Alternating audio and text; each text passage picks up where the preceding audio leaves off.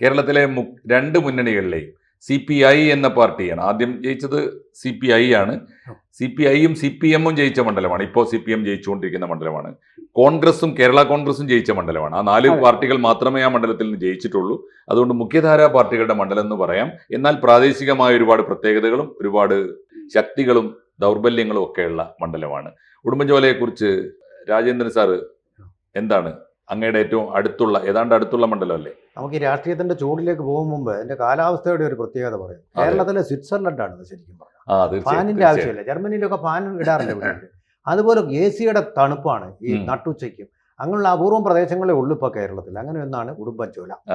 അങ്ങനെയുള്ളൊരു പ്രദേശത്തെ എങ്ങനെ ഈ CPIയും CPMും വന്നു? കുടിയേറ്റ കർഷകരുടെ നാടാണ്, എല്ലാവർക്കും അറിയാവുന്ന കാര്യം. ഈ കുടിയേറ്റ കർഷകരുടെ നാട്ടിൽ എങ്ങനെ CPI വന്നു എന്നുള്ളത് നമ്മളെ അത്ഭുതപ്പെടുത്താം. അതുപോലെ തന്നെ നമ്മൾ ശ്രദ്ധിക്കേണ്ട ഒരു കാര്യം മാഷ് പറഞ്ഞതിൽ, ഈ CPI വന്നിരിക്കുന്ന അവിഭക്ത കമ്മ്യൂണിസ്റ്റ് പാർട്ടിയോ അല്ലെങ്കിൽ അവർ തമ്മിലുള്ള ഐക്യവും ഉണ്ടായിരുന്ന കാലത്താണ്. അതിനുശേഷം കേരള കോൺഗ്രസിലേക്ക് ഈ മണ്ഡലം പോവുകയാണ് ചെയ്തിട്ടുള്ളത്. പക്ഷേ കമ്മ്യൂണിസ്റ്റ് പാർട്ടി വളർന്നതിന് ശേഷം ആദ്യത്തെ 2 തെരഞ്ഞെടുപ്പിൽ CPI തന്നെയാണ് ജയിച്ചത്. എന്ന് വെച്ചാൽ ആ മണ്ഡലം CPIയുടെ കൂടെ അവർ തമ്മിലുള്ള മുന്നണി ഉണ്ടല്ലോ, ആ നിലനിൽക്കുന്ന സമയമാണല്ലോ. CPI-ആയിട്ടുള്ള മുന്നണി നിലനിൽക്കുന്നത് ഞാൻ പറഞ്ഞത്.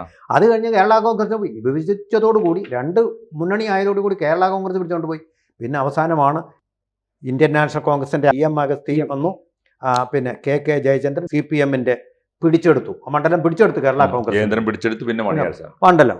കൂടുതൽ വാർത്തകളും വിശേഷങ്ങളും നിങ്ങളിലേക്ക് എത്താൻ ABC മലയാളം സബ്സ്ക്രൈബ് ചെയ്യുക, ബെൽ ബട്ടണും അമർത്തുക.